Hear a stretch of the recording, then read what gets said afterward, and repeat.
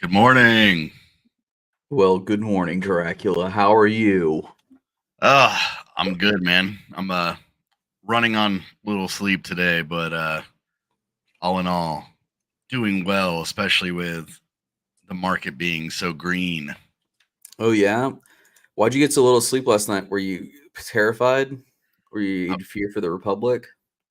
I was terrified for the Republic, and just also, you just kind of get like in a loop where you're like working on stuff, and then you look at the clock and you're like, oh, cool, I should probably go to sleep. Dracula's in the freaking zone, dude. What were you cooking up, man? Tell the people, what were you cooking up? What? Because we want to buy it now. Now we know you're burning the midnight oil. We know it's gonna be good. I'm cooking a few things up, but a lot of it's just thinking of stuff for this season 2 of the meme comp. Got some stuff going there. They did make like an announcement, a formal announcement. I know we've speculated on a lot of stuff, but they did make like a formal announcement with like the new criteria, and they are expanding the amount of teams. And I help out with a couple projects involved in that. So, Dracula's gonna get his beak wet one way or another in this meme competition. That's right. I got my fingers in everything. Everyone's got to pay up. You got to kick up my money. You know what I'm saying? So, Yeah.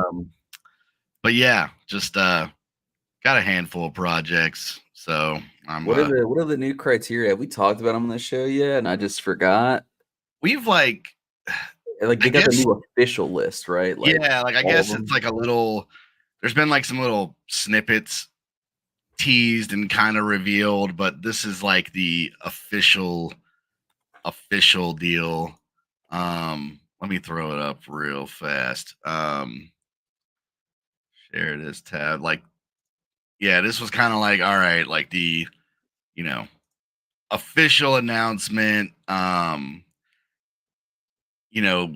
Biggest change would be that, as you can see here on the second line, I think there was a big point of contention last round with people that were like, hey, like, I'm a liquidity provider. Why am I not, getting counted? The the way they did it last round was, you just had to have the tokens like in your actual, just sitting in your wallet, which is not in itself like an unusual way to, get snapshots and all that. But because they're changing the criteria for how teams earn points, now liquidity and like just tokens will like count towards your holding or whatever. So I guess I'll get into that real quick. So the main thing is it looks like it's a little longer, the epoch or whatever you want to say, the round. So that's about what, 6 weeks instead of 4 weeks, something like that. The scoring formula is the big change here. Dude, that's fucking Monday, bro. Dude, that's Monday. So if your ducks aren't in a row yet, get them. All right. It's serious. Sal says, but only 50-50 pools. That is correct. That part stays how it did the first round. As in, if it's a concentrated liquidity position or, like a balancer type position like Beethoven, it's got to be 50-50 liquidity. I'm guessing that has something to do with just how they're, scraping data for the dashboard and everything. But yeah, right here is the big one to pay attention to. Last round, there were several things for like how the teams earn points. The biggest factor last round was market cap, which, you got to learn these things. No one's really, we've said this before. I mean, no one's really done something like this. So there's a lot of trial and error. They're making some tweaks here. Last round, market cap was like the leading, like weighted thing in your like earning points. Well, market cap presents some problems because you could have really low liquidity, but have $1 billion in market cap if you wanted to. So sometimes market cap, it's just,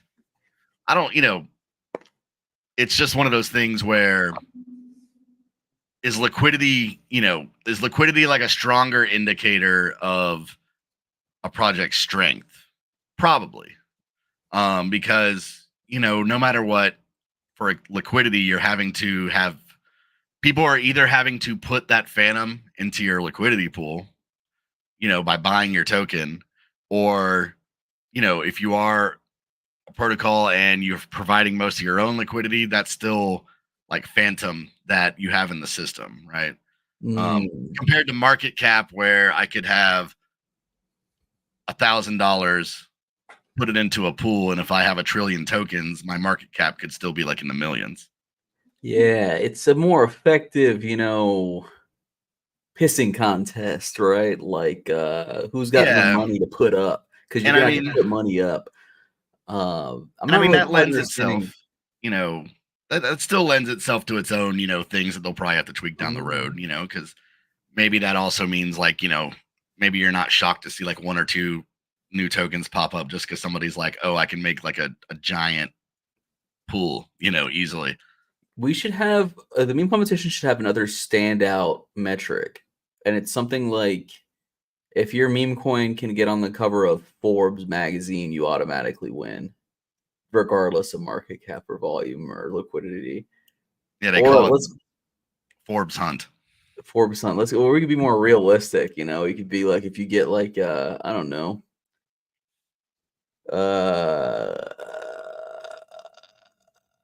I can't think of something more realistic than being on Forbes. It just seems like low hanging fruit. It seems like it should be easy. You have a banner ad on CoinMarketCap. Yeah, you get a banner ad at CoinMarketCap. You drop the 15 G's necessary to get a CoinGecko article. Yeah. He says if you get Forbes, you're already winning, bro. That's true.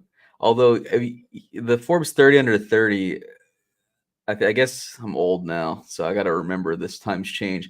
The Forbes 30 under 30, when I was like 5 years ago or something, I think like half of them got arrested for scams. I think one was like the Theranos lady, like SBF, like Yeah. That's also like a notorious like list that people pay just for to pay be for on. it. So Yeah. um Shrimp, pay for the shrimp to get on the Forbes 30 under 30. It's only 2 years old or a year old. there you go. So yeah, that's a big change with the whole liquidity thing. Mhm. Um Another big change, which holders will like to Ooh, hear this. They've tweaked the rewards for like holders. So I think first round it was 80% to holders, 20% to the team for the winnings. This round they're actually cranking up even more for the holders. So 90% of all the prize SFTMX goes to the holders now, with 10% of the team. I think that's a good change, you know, because like let's be honest, teams are working hard and there's a lot they can do with those funds. But I think that's the way to go. Reward the holders. Meme tokens got enough risk. Um, Throw them a bone. You know, I think it was funny to see. Well, I won't reveal too much behind the curtain on that, but let's just say there were some teams that were not very happy about this change. Um, but I think it's a good change. about the 6 places. Well, not the 6 places, but as much as like, okay, like you're adding teams and you are reducing what the actual devs get from the Well, rewards. well, Um, I mean, like, come on, you're getting the fees too, right? The swap fees, aren't they getting the yeah, you're swap? getting The all Texans kinds are of getting the stuff. swap fees. Yeah. Also, they have Um, all the power. They get to be Forbes 30 under 30. Uh, I so guess apparently, if you donate 5 to 6 grand to a Forbes editor, you could get on the list. But you also just need to pop. Look, I'm bringing this up because I just looked this up, Dracula. It would actually kind of work for the meme competition because it's a similar way to get on the 30 under 30. You just get nominated and get your friends to support you. So if they just get enough people writing in saying, "Put him on the 30 under 30, put him on the 30 under 30," it doesn't matter if you don't like run a business or whatever. I have an idea for Phantom. It's the top 30 with under $30 in their wallet. Dude, yes. Yeah, now we're talking. That's the 30 under 30 for Phantom. It's the top 30 guys with under $30 in their wallet. Hell yeah, dude. Forbes 10 meme coins that are 10,000 market cap on Phantom. Yeah. Hell yeah. Yeah, it's the 30 under 30 or the top 10 under 10. Yeah, I think we got something here. We should cook that up for the next episode. That'd be an easy list to put together. Yeah. Let's see. We need all CT to get behind 130 under 30 Well, we nominees. did. That's what happened at SBF, dude. And look how that turned out. Yeah. I guess I didn't. I mean, I think we probably have 30 people on Phantom Crypto Twitter. we can we can make a list. Yeah. I'm more Um than happy to rank you guys. yeah, Corville will make the decisions on who's where. So I'm just checking if there's anything else. I think those were the main points really. Mhm. Like I said, there's more rewards for the holders. There's more teams eligible to win, 6 teams from 3. And then the liquidity is big. So if you have liquidity and you're staking it to earn emissions and you don't want to break that liquidity up, now it can be counted, which is nice. So we'll see what happens. July 22nd is when it kicks off. So we got what, 6-7 days? Yeah, 6 days till round 2 starts. So that should get pretty interesting, I think. I'm excited to see who's gonna end up on this list. Will beer be on this list? Will angels be on this list? Will shrimps? Will Blackie make his return? The dark horse Blackie? Who knows? Find out Really on some season 2. yeah. Got to tune in next week. Dude, look at Um, this fat chart, dude. Oh my god. so a few episodes ago, it was over. Once again, we're back. That's right, baby. It was so over that now we're back. USA prevailed. Germany wanted to destroy our way of life, our crypto holdings. They wanted to dump all the Bitcoin. They wanted to watch the world burn. They took a shot at a presidential nominee. The former They president. still couldn't tank this fucking market. They still couldn't do it. I have an artistic representation of what happened if you want to see it. Oh yeah, I'd love to. All right, let me throw this up there. Yeah. So, you know, and I hope that the German government is just watching the chart in horror today, being like, this is what the Germans try to do to us. They got in that young Redditor's mind. If you want to really see something that said, think of what happened.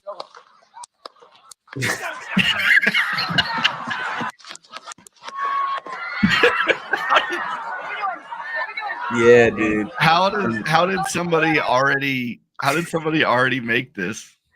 Dude, you'd be surprised. There's a lot of edits already. That's amazing.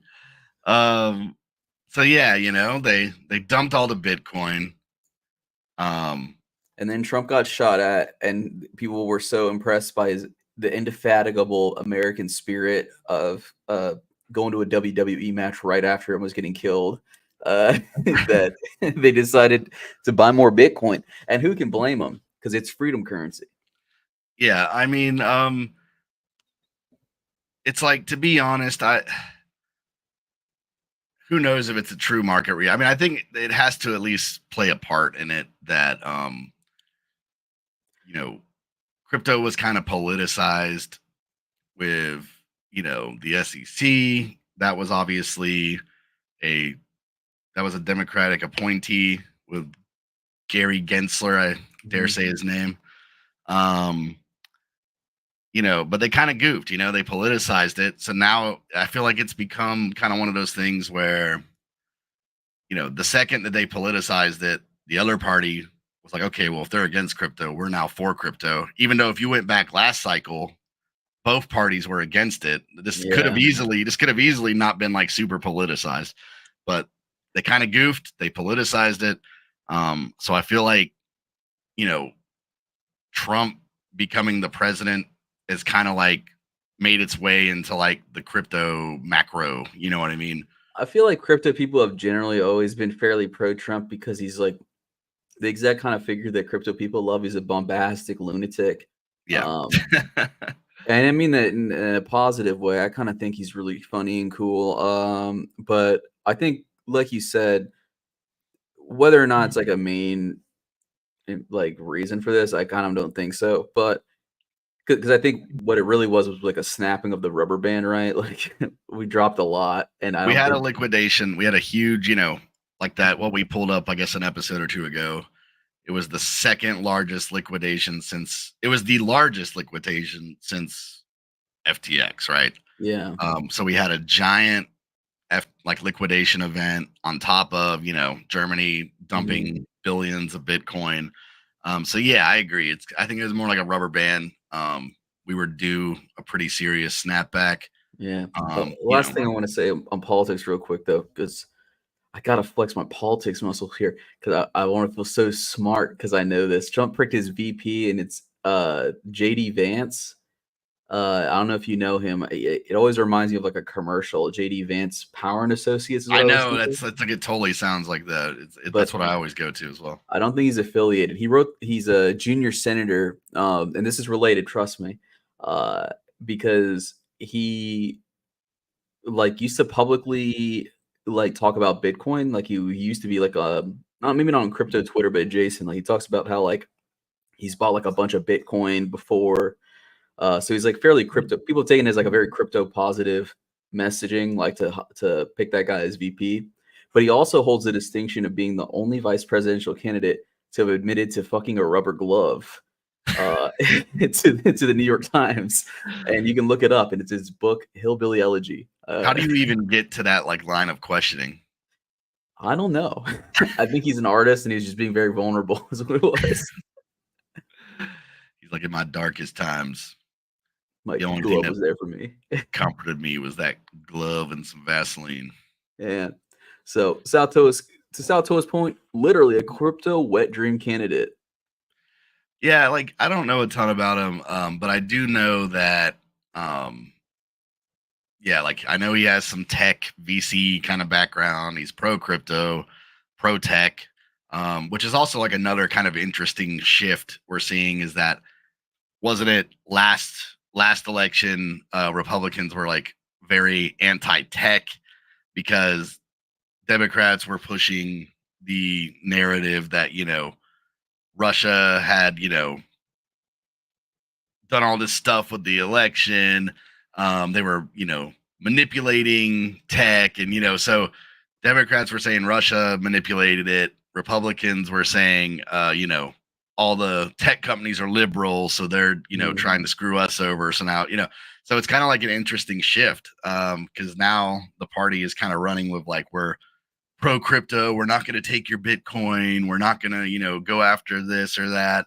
And yeah, and I think with Vance in there, I think they're trying to kind of also signal like, we want to be pro tech. We want, these things to stay in the US. Because like I said, that's just kind of a point of contention with the SEC. A lot of it's been well documented, or put out there, a lot of companies have quit innovating in the US. They've moved their headquarters to other countries that are like more friendly to crypto.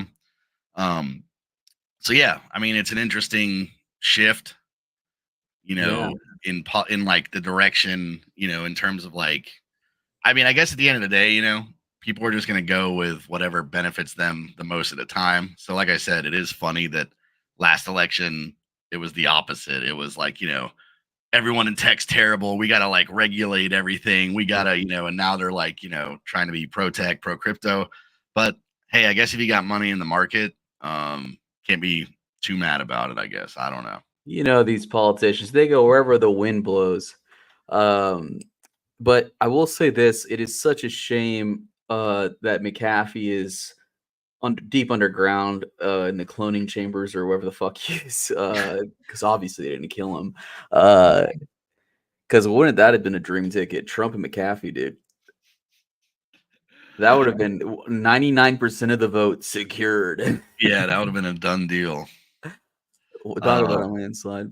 But So anyway, yeah, I was gonna, yeah, we got the heat map just showing like, all right, we're bouncing back. I do have 12%. the good old Bitcoin weekly. She's looking good. It is looking good, dude. Look at that cloud. I was gonna try to say it. Ichimoku cloud. It's forming there on the horizon. That's As a guy right. in Florida who Great. knows clouds, it's a good I'm thing. adding a little line here because I'm seeing some stuff bounce. That's yeah. I think it's looking pretty nice, honestly. Yeah. Back to the magnet. We're still down here at about 50. That's saying like, ultimate kind of support, but I think that's going to rise, as we stay in this range. Yeah, like I said, the cloud is kind of it's not a perfect lagging indicator, but it's usually pretty good when you're looking at trends. So yeah, a friend of the show here, Dracon, is saying he's expecting it to skip off 60. I could see that. Looking at the chart now, it's not as dramatic as it felt before 60, right? That's what. yeah, and I mean that's what I said. That's why, like last week, I was like, I like to look at the weekly. Now, keep in mind, I mean, the point of looking at a time frame like this is you are eliminating so much more noise.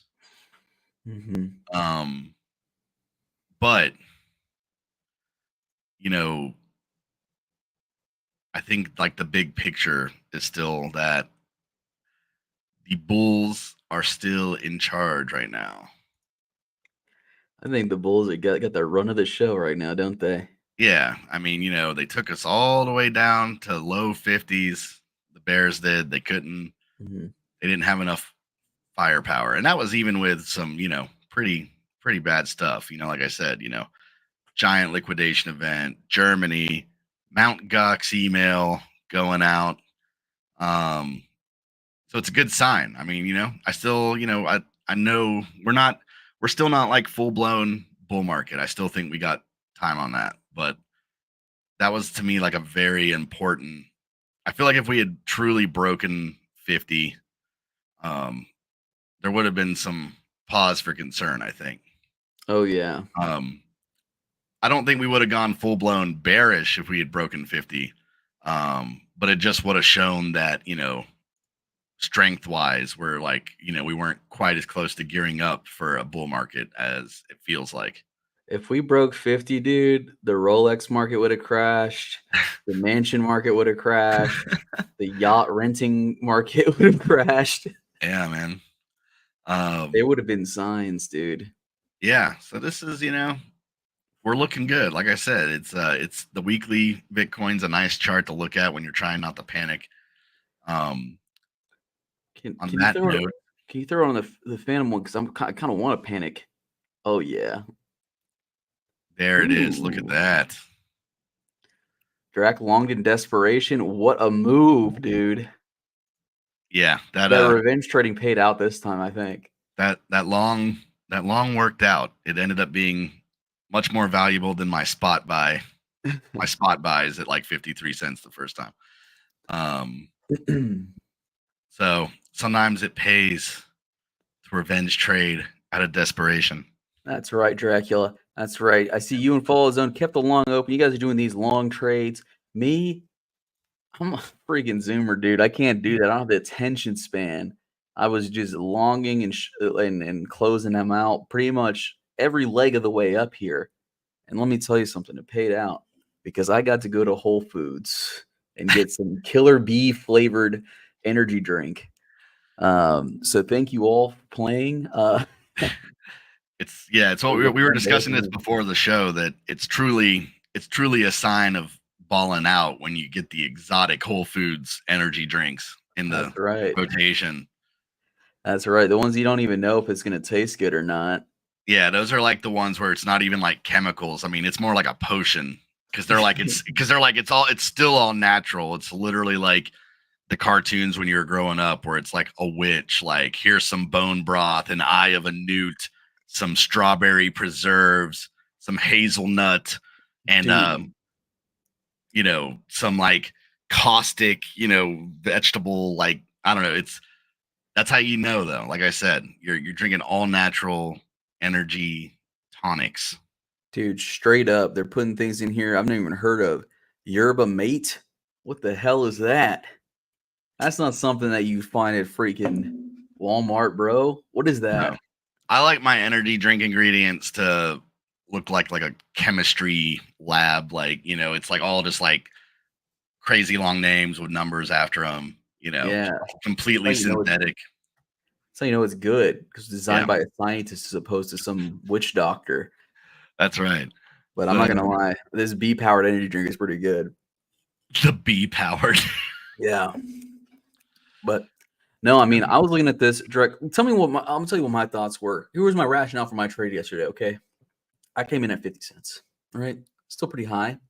But I was like, look, 50 cents, that's an important psychological barrier. Probably not going to dip below this, at least for a little bit, because it came up with such strength. I could be completely wrong. It happens all the time. Right. But my bet was, I bet you, and I was fucking right. I didn't even look at Dracula's chart, guys.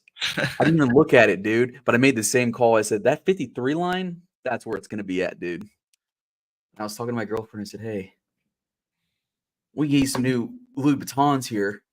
If it goes up to 58, I could have my take profit there. Yeah. I'm gonna play confident. I'm gonna play safe here. We're just gonna go to Whole Foods.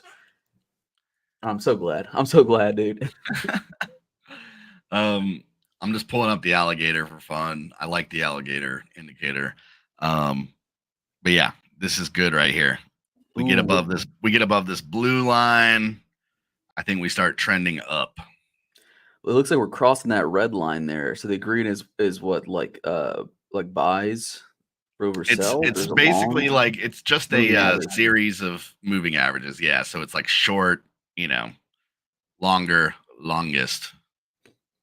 Okay. So when it, when it flares out like this, it means that like, price action is going to be more volatile. So yeah, we definitely had a pretty violent series of dips. So what you're seeing here, we're crossing the second line. We want to cross the third line, but you're seeing these start to converge, which means like hopefully we're tightening up and going to move the other direction soon. Somebody was asking what the time lengths are there. So 5, 8, 13. Lips length, teeth length, jaw length. Yeah, they call it, since they call it the alligator, they literally give it, it's the lip. Yeah. There's a whole system for trading it where like they use all that like vernacular while they're explaining, and it just makes it confusing, They're like, Yeah. some guy, if you're in TradingView or anywhere, just type in alligator indicator or Williams alligator, and you'll get the MA lengths. But if you're on TradingView, you can just literally type in alligator whatever, and it'll give you that. It'll put it all in one indicator, so you don't have to like add a bunch of MAs. That's right. Wait, do we have that soundbite? You got to pump it up. Don't you know? Pump it up. I wish we did it. Well, you know what? That's a good point. I'm looking here.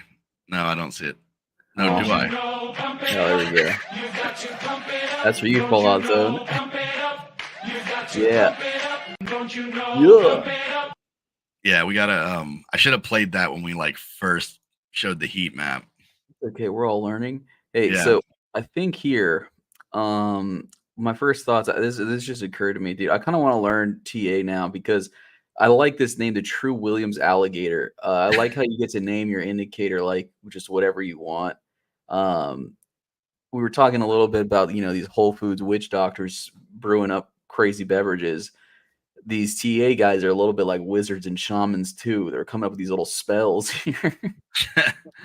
Yeah, I mean, I learned over the years, like when I first got into trading, it was like the indicators were like so interesting to me. Yeah, like it seemed like magic or something. But then you would like realize, like, all right, most of these indicators are lagging. So of course, when you're going back, when you're trying to like use it as examples going backwards, they always look like, oh man, like this is working great. So that's why like things got a lot easier for me when I quit trying to use like a million indicators, and I kind of like learned my way around actual like how to look at like price action. AKA the meme lines. So I kind of like to more like trade based on price action, and then use like a couple indicators that I like. But some good advice I did get one time was a lot of people are kind of like guilty of, they don't realize that they're basically like using a bunch of indicators that are essentially doing the same thing, right? Yeah. So that was some good advice I got one time, was like, if you are going to use indicators, use one lagging indicator, use one for volume, and use one for volatility. Because like when you see these people that have like RSI and SRSI and all these different, they're basically like they're getting similar data, but it's all just different indicators. And I don't think that ends up working out the same as you actually want them to give you like different sets of data, compared to like, oh, like, these 5 indicators are all confirming my bias, even though they're basically all giving me the same thing. But my life got a lot better when I kind of like dumbed it down. So that's some advice. I know there's a lot of indicators here on the side, but it's because I just kind of like check them. But truly, when I'm trading, this is pretty much all it is on a chart. It's usually like price action stuff and maybe like an indicator or two. That's the secret sauce. Yeah, dumb it down. What about to sneeze? We're good. Right on. Yeah, smart money. Yeah, that's a good one. I got that one on the chart. That one helps. That's kind of just like a bunch of, it gives you like a bunch of the buy, sell zones and all that. It's pretty helpful. Hell yeah. Where is it? I just had it. Okay, here we go. SRSI is a good one to see a change in a trend. It Yeah, sounds a little it's bit like uh what they prescribe people with depression. yeah, pretty much. SSRI. You'll need one if you trade too much. Something else I guess we'll get off the charts. This was kind of cool, and maybe somebody can weigh in on the the paint swap S4 team. I thought this was a cool idea. I don't know much about this like convention. Maybe there's like, I mean, I'm in the US, so maybe there's somebody overseas that knows this is like a big convention or knows the deal behind it. But this was a really cool idea. I thought they were handing out these cards that promote S4, and if you scanned the code, it would give you a Phantom for your wallet, right? It would make, I guess it would send you a wallet, and it would set you up a mobile wallet and give you one Phantom in there, so you could like start playing around with their game, right? Really cool idea. I'm sure that maybe was painful to be like, all right, I gotta like line up like a bunch of Phantom in case all these get scanned. But I thought that was a cool, that's something that something that you can't do on like every chain, Yeah. You can't, you couldn't afford to like, give somebody one Phantom and it actually be like significant enough gas for somebody to like start playing your game. Yeah. So this was just like it was almost like an onboarding for S4. That's kind of tight, dude. Yeah, I think that was like a really cool idea. Shout out to Paint Swap on that.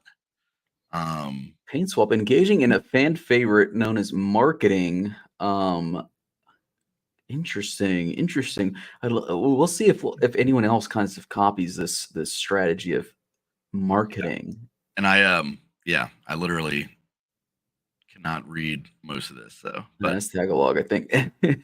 but from the looks of the picture here, I mean, it looks like it's like a pretty big gaming deal. So oh yeah, and I can see a couple nerds in this picture, a couple gamer types. So good targeting, dude. Right. Yeah, on. I mean, like, check it out. I mean, I think that was like brilliant. Mm-hmm. It's like, here's the game. The game doesn't actually cost you anything to get started, so give you some gas, get things rolling. Maybe you get hooked, then you start, you get hooked, you start playing it more, then you start actually being like, hey, I want to find out what's going on in this network. I don't know. It's a interesting idea. I think it's quite fascinating. I think it's quite good. Speaking of additional marketing efforts, though, I got my Shrimpala passport. Do we want to look at it? Do we want to look at for these sure. NFTs here? Because it looks like they're available or not available. Like, I don't know. They're up there. You can view them on Paint Swap. And so this is mine. I got the clown one. I think we know why. And it looks kind of cool, dude. Look at this. It looks like it's got tits and everything, dude. It's like I said, I was like, only Clockwork could make shrimp, make shrimp like an interesting NFT. Yeah, so I think we can give away another whitelist spot. Do we want to give it away today, Dracula? Or do we want to build up a little tension, a little hype? Let's Dracula. Let's give it away. Let's give it away on Friday. How about that? All right, so go ahead and tell your friends, or don't tell your friends if you want to deprive them of the opportunity. But yeah, and I mean, like I said, right now you can't, you can't buy these yet. So you got to basically earn it. So we will, we'll give that away Friday. We were trying to do our little phone call thing last episode, and we'll get something worked out fun for that on Friday. I just got to put minutes on my phone. Anyone can send me some minutes to my phone. Put some minutes on my commissary. Oh man, that's so funny. I'd really appreciate it. Yeah, Corville got too many text messages. It used up all his text limit, right? Like the old days. Yeah, my track phone, dude. I think the deep state got me, to be honest. They didn't want me. This phone just doesn't even work. I'm playing with it. So yeah, we'll give away another one of those. I thought this was kind of cool too.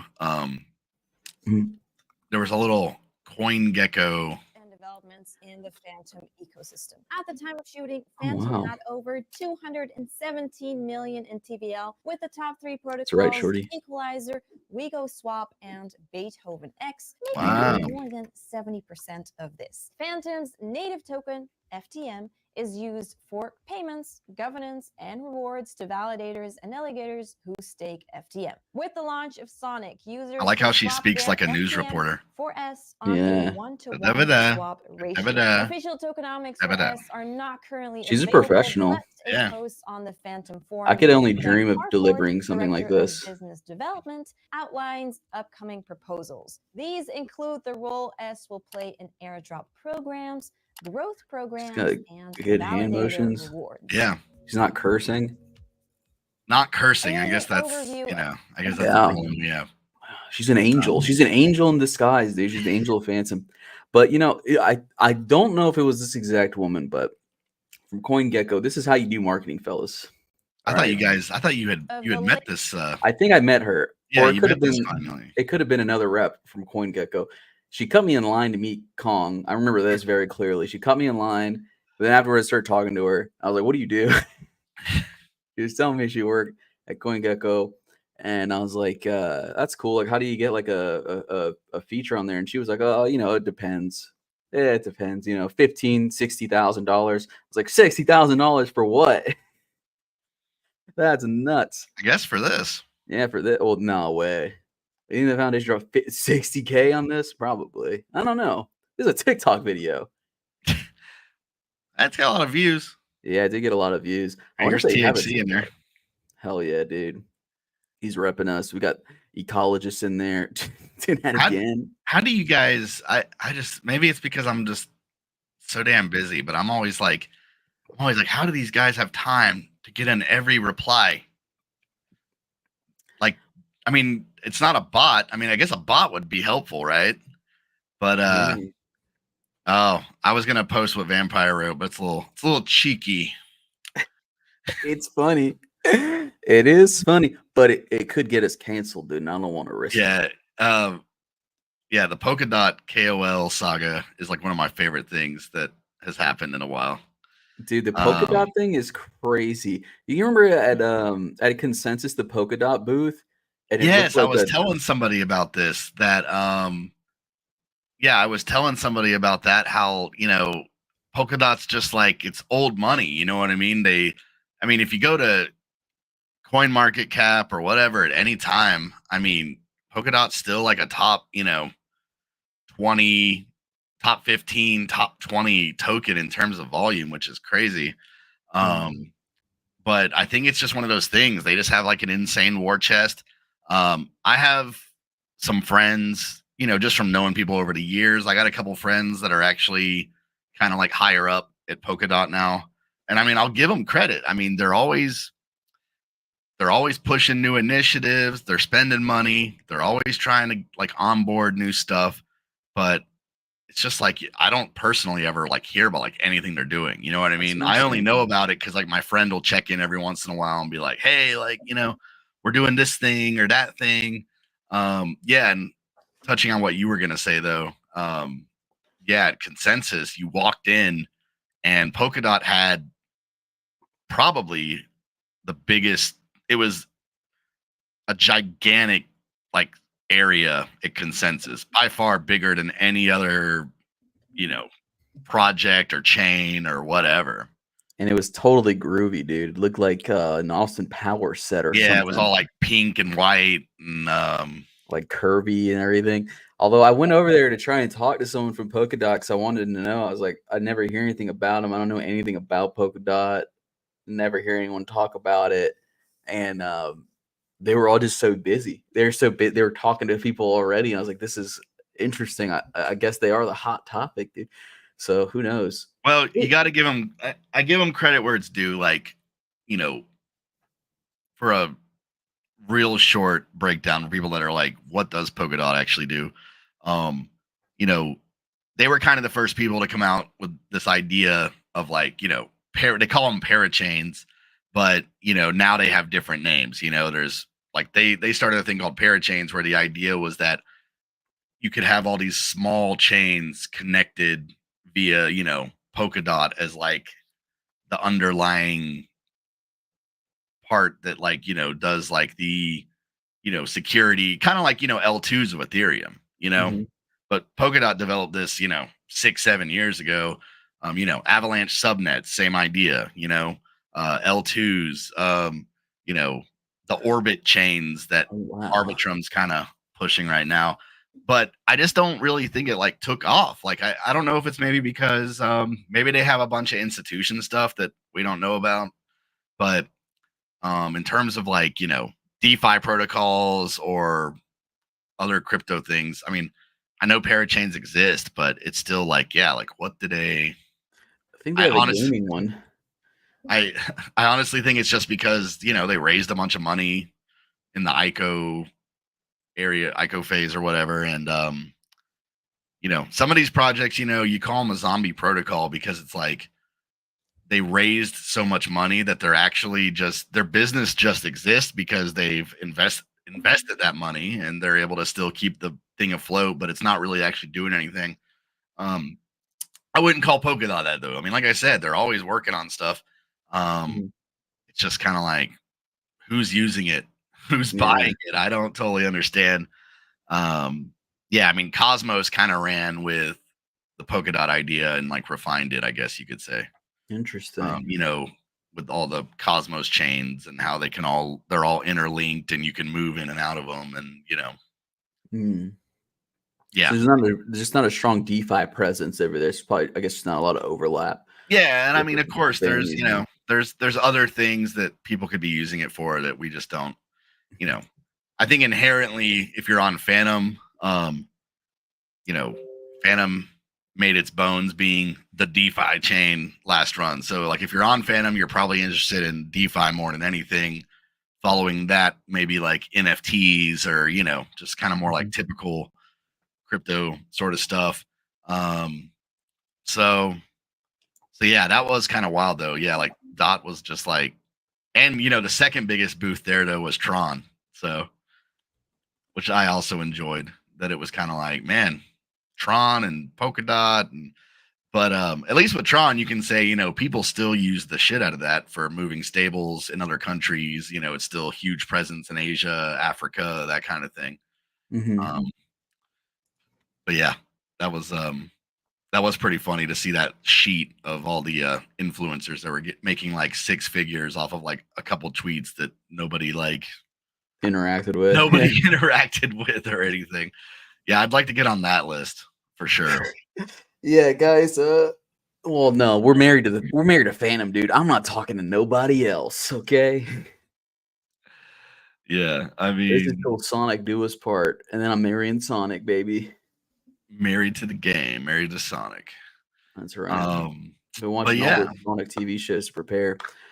Anyway, yeah, Dracula. Anything else we got to cover? Anyone out there in the audience? Anything you want us to investigate for you using our insider knowledge? yeah. You got anything you want us to talk about? Let us know.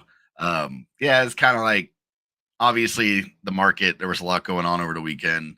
Um, obviously a lot of stuff going on in the U.S. over the weekend, but overall, kind of a quiet week in terms of Phantom stuff.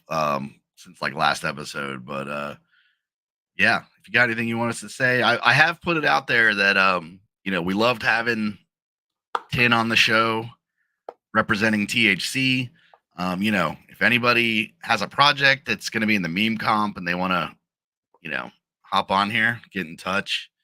Or anyone that's watching right now, if you are a holder of a token, say, hey, you should hop on GMSONIC. So we're going to try to get as many of the projects on as we can during season 2 of the meme competition. So Yeah, I've got some ideas. I definitely want to do some more activities with the second phase of the meme competition with the participants.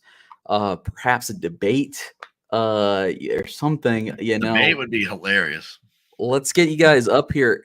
Be brave, be bold. Defend what you Podiums. stand for. Yeah, we'll have buzzers, we'll have rules. It'll be a great time, and you can really make your case directly to the people. I would love that.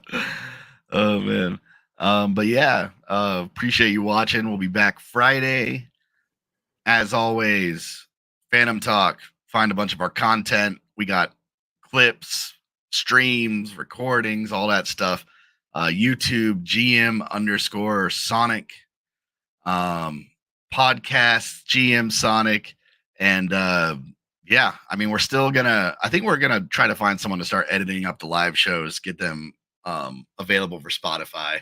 So we'll keep you guys updated on that in case you don't feel like watching it.